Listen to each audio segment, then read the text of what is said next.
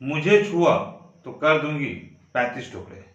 ऐसा कहना है नई नवेली दुल्हन जब अपने सुहाग रात की सेज पर पहुंचती है और उसका पति सुहाग रात मनाने के लिए उसे छूने लगता है, तभी वो नई नवेली दुल्हन ये वर्ड बोलती है कि मुझे छुआ तो कर दूंगी 35 टुकड़े। तुमने अभी कुछ ही दिन पहले सोनम और रघुवंशी की कहानी सुनी है या नहीं? वही हाल तुम्हारा भी कर दूंगी। ऐसा नई नवेली दुल्हन की शादी के बाद जब सुहाग रात पर उसके पति और दोनों की मिलन का समय आता है, तब ये वर्ड दुल्हन अपने पति को कहती है।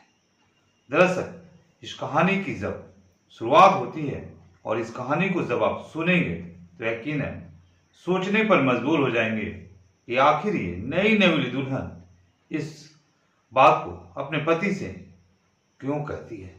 आइए हम इस कहानी को पूरा सुनते हैं।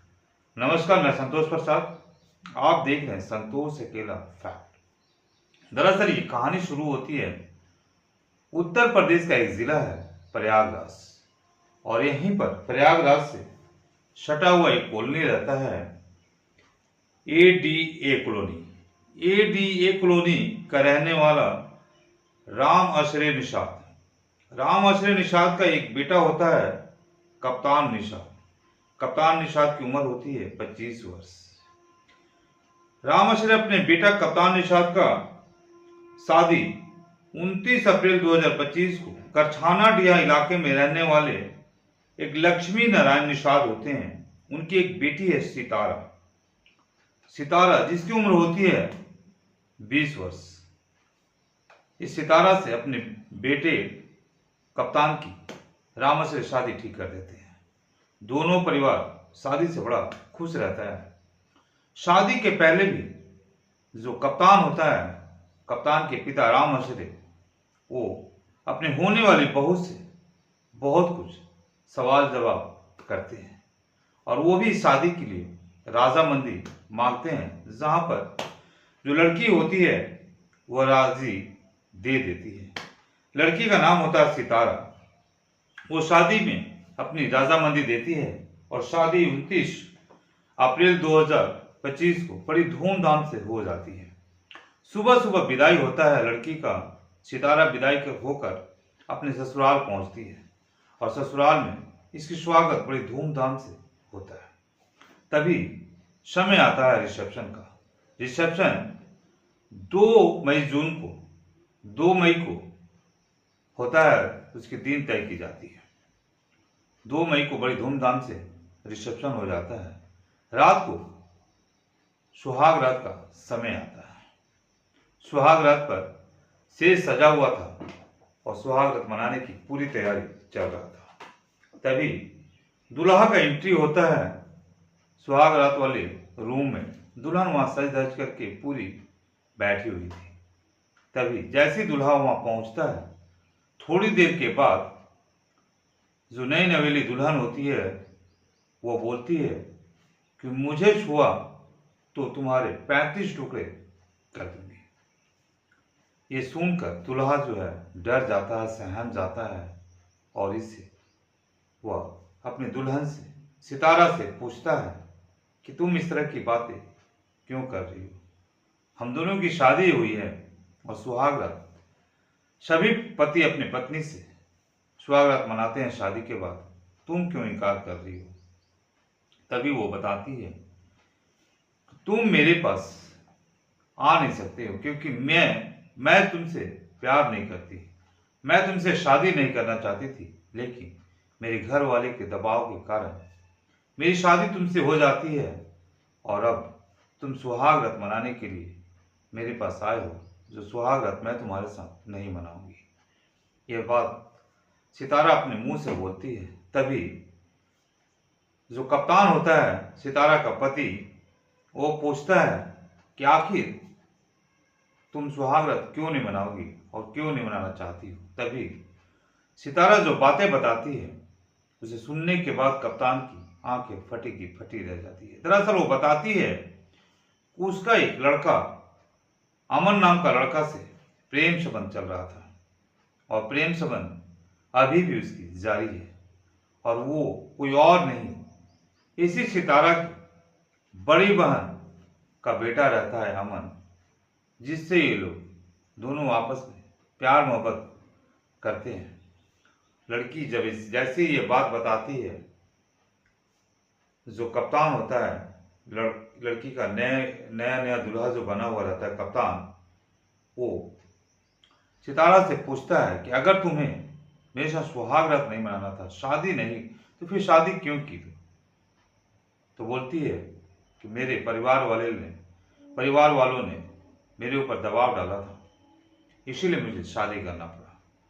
तभी ये बात सुनने के बाद दूल्हा जो होता है कप्तान अपने रूम में चला जाता है डरे डरे, और रात में किसी प्रकार से सो पाता है। सुबह जैसे होता है उठता है और ये बात सोचता है कि अपने घर वाले को बताएं या ना बताएं, क्योंकि रात भर उसे नींद नहीं आता है और रात भर उसे यही डर सता रहा था कि कहीं हमारी जो नई नवेली दुल्हन है, पत्नी है सितारा, वो मेरे रूम में घुसकर मेरी हत्या न कर दे, क्योंकि उसे सुहाग रात मनाने के समय ये धमकी भी मिला था कि अगर तुम मुझे छुआ तो वही हाल तुम्हारा करूंगी जो अभी अभी राजा रघुवंशी का हुआ है, उसकी पत्नी सोनम ने जो की है। तुम्हारे भी 35 टुकड़े करके जाकर किसी खाई में फेंकवा दूंगी। अब बेचारा रात भर वो जो पति है कप्तान, उसकी नींद नहीं आ रहा था कि अगर मैं सोऊंगा तो कहीं मेरी पत्नी मुझे आकर 35 टुकड़े मेरी न कर दे। रात भर जगा रहता है और उसके बाद सुबह सुबह होता है तो ये बात अपने माँ को बोलता है। जैसी माँ ये बात सुनती है वह पूरी तरह से टूट जाती है, घबरा जाती है और जाकर अपनी नई नवेली दुल्हन से, अपनी बहू से बात करती है। बहू भी अपनी सास को भी यही बात बोलती है कि मैं शादी मजबूरी में की हूँ, क्योंकि मैं किसी और से प्यार करती हूँ और मैं उसी से शादी करूंगी, कोर्ट मैरिज करूंगी। यह बात सुनने के बाद जो सास होती है, कप्तान की माँ होती है, वो माथे पर हाथ रख लेती है और बोलती है कहाँ हमने अपने बेटे को फंसा दिया, कहाँ हमने शादी कर ली, अब मेरा बेटा का क्या होगा। ये बात सुनने के बाद जो माँ है, उसके परिवार है, सभी में रह रहे कि कहीं जो बहू मेरा बेटा पाल ना कर दे जो राजवंशी का हुआ।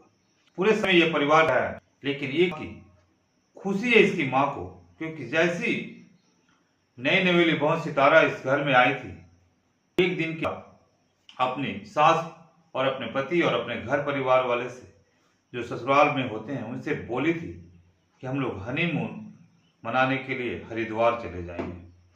जैसी सुहाग रात होगा उसके दूसरे दिन हनीमून के लिए हरिद्वार जाएंगे।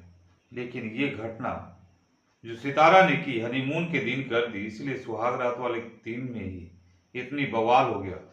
तो अब बाहर जाकर हनीमून मनाने का उसकी माँ तो कभी जिंदगी में सपनों में वो अपने बेटा को नहीं भेजेगी, क्योंकि जानती है कि हमारी बहू अगर लेके गई किसी प्रकार से तो वही हाल करेगी जो हनीमून पर राजा रघुवंशी का हुआ है। अब ये परिवार पूरी तरह से डरा हुआ था। इसी बीच जो सितारा होती है वो किसी तरह से 2-4 दिन समय बिताती है और अपने प्रेमी अमन से घर में खुलकर मोबाइल से बात किया करती है। तभी उसके मोबाइल को छीन लिया जाता है और उसे मोबाइल घर में इजाजत नहीं दिया जाता किसी से बात करने के लिए। इतनी पाबंदी के बाद सितारा एक दिन 5 जून 2025 को अपने घर के पीछे में जो बालकोनी होता है वहां पर पाइप के सहारे नीचे उतरती है और घर से भाग जाती है। घर परिवार सुबह सुबह जैसे अपने बहू को खोजता है, रूम में प्रवेश करता है, घर में बहू की नजर नहीं आती है। तभी सीसीटीवी का फुटेज देखा जाता है तो यह स्पष्ट हो जाता है कि वह पीछे से पाइप के लाइन के द्वारा नीचे उतरती है और सामने रोड पर एक लड़का स्कूटी लेकर खड़ा रहता है, उस पर बैठ करके वो चली जाती है। इसकी सूचना कप्तान अपने परिवार के साथ जाकर थाना में दे देता है। थाने वाले उस लड़की से संपर्क करते हैं, उसके परिवार से संपर्क करते हैं, सितारा के माँ बाप से संपर्क करते हैं नारायण निषाद से संपर्क किया जाता है। पूरी दोनों परिवार थाने में पहुंचते हैं और किसी तरह से बात को सुलह करवाया जाता है, लेकिन बात सुलह होती नहीं है। लड़की वहां भी खड़ी हो जाती है और बोलती है, मैं अब इस घर में नहीं जाऊंगी। लेकिन पूरे समाज, पूरे परिवार, पूरे गांव का मुखिया, सभी लोग इकट्ठे हो जाते हैं और किसी तरह से लड़की को समझाकर फिर से दोबारा इस घर में वो बहू बनकर आ जाती है। लेकिन इस घर के परिवार अब इस बहू को रखने के लिए तैयार नहीं होता है, क्योंकि हमेशा उसे ये डर सताया रहता है कि अगर ये बहू हमारे घर में रहेगी तो कभी ना कभी वो सोनम रघुवंशी वाला हाल मेरे बेटे के साथ कर देगी। इसीलिए ये लोग अब किसी भी हाल में इस बहू से छुटकारा पाना चाहते हैं और इसके चाहते हैं कि ये लड़की चले जाए इस घर से और अपने प्रेमी के साथ शादी कर ले, ताकि हम लोग को किसी भी खतरा से, हमारा बेटा कोई भी खतरा से बच सके।